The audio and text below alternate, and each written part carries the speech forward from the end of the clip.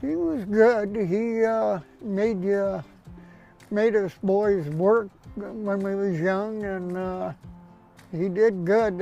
We fished, and we did real good. A good dad. And, he come here and homesteaded in 1948, and yeah, he was definitely in the dogs. He loved dogs more than anybody I ever seen. He was definitely a dog person. But Joe and I became very fast friends very quickly, and I loved Joe a lot. He was a good man. He was the general, and I was one of his lieutenants, and he was good at giving orders, and there was some of us, I guess, that were pretty good at following orders, but he didn't ever intend on being known as the father of the Iditarod. That wasn't it. It was to preserve sled dogs. My dad was a good talker and good and smart. He was never went to school too far, but he read a lot and he was sharp on a lot of things. He could get people together, you know, and he knew how to, and good things. Anything he did good. Like climbing a mountain, or anything he did, he always produced. I mean, he didn't do things just go out here to do it. I mean, when he got ready to do something, he did it.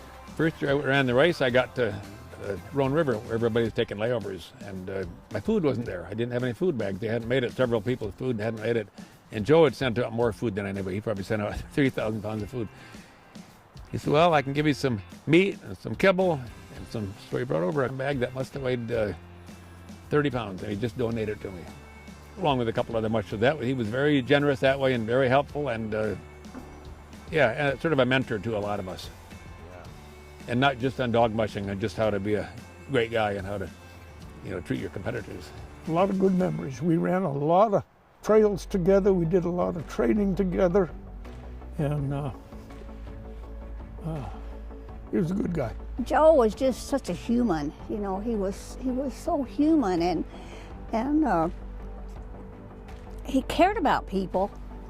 He cared about mushers. He helped a lot of mushers, and he cared about the race a lot. He really cared about the race, and yeah, I know he's the father of Iditarod, and that's great. But he was a human being who really loved this whole atmosphere. But the whole idea of the Iditarod and racing anywhere, his idea was not necessarily to have a race. His idea was to perpetuate the sport of mushing, because it was going out of style when the Iditarod started. The ultimate promoter of what we do, Joe was, great man. Definitely was willing to speak his mind on many subjects. Sometimes I would travel with Joe, actually post-race, where he'd get in a bit of a conflict with somebody and he would act like he couldn't hear him. And of course, he heard every word, and I heard all about it when I got back in the truck with him. But no, it's been fun to follow him and through all this, and his family too. Like your earliest memories, was there always a yard full of dogs? Yep, he always had dogs. I think he picked up a couple before he even got to Connect. He come to Connect because Connect was really a nice place years ago. There wasn't that many people. Still nice, but you could fish and a lot of moose, and I think Connect was really a pretty awesome place. The can-do attitude, right? Like that's who Joe was. Like he. Don't tell him it couldn't get done. Oh no, there was, and that's how I would like to live my Iditarod career too. Is it's going to happen. It's always going to happen. It's going to continue for years and years and years. Forget about our naysayers and everything else. It's the passion of so many people worldwide. But Joe would get it done. He'd call in favors. He was connected well enough, but that spirit, it's just like, we're going to Nome. Joe, what we'd like to do is just move you up just on the other side of the arch because we have another team right behind you, but we want to stay ahead and stay right and shoot, of course, but let's just move you up a little bit. Okay. It's a hard race even for a 20-year-old, I think. So I'm well satisfied with what I did. Joe, this is your race. Are you full of pride right now getting here? Well, I'm proud of the race. And I think it's been great.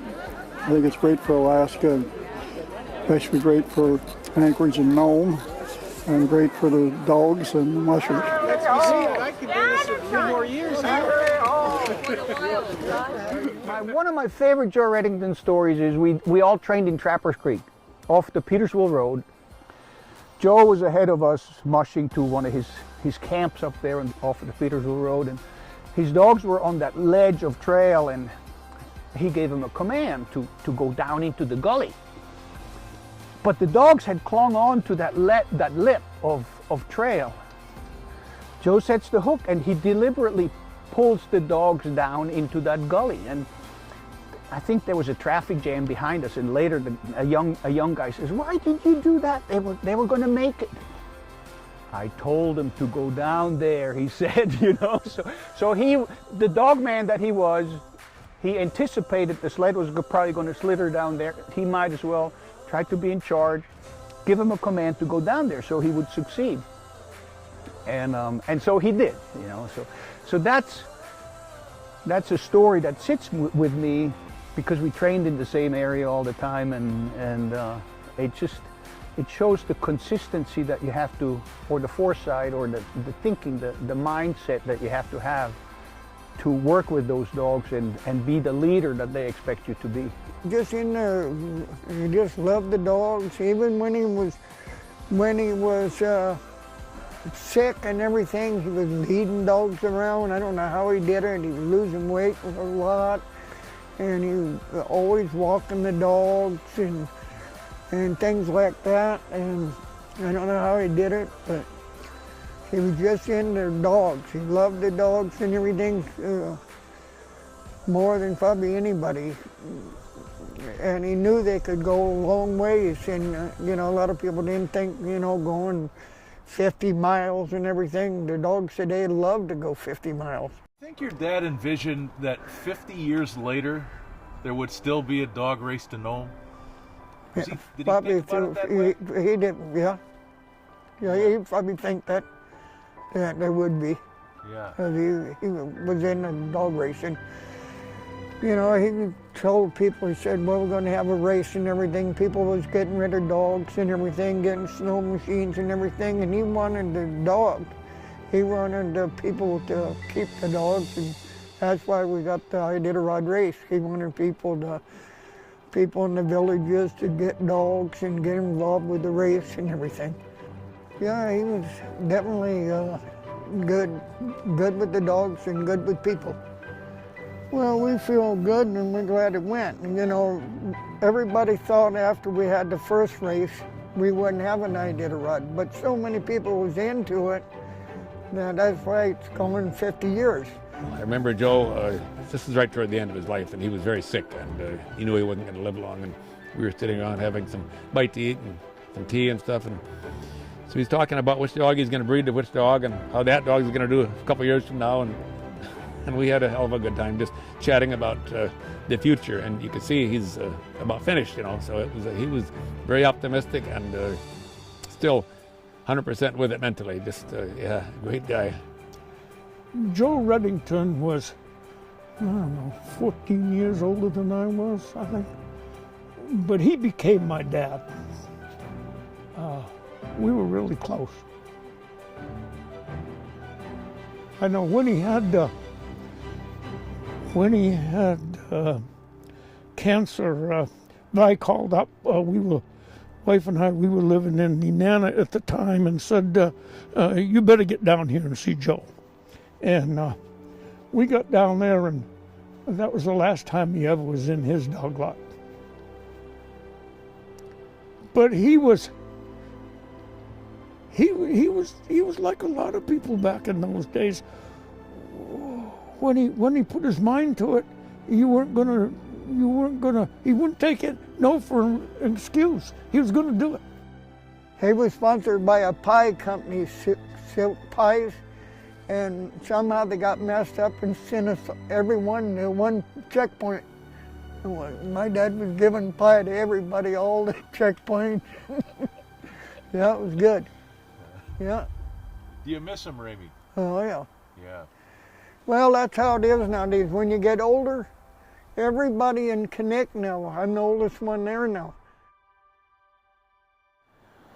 But I think we all of us owe a lot to old Joe Redington.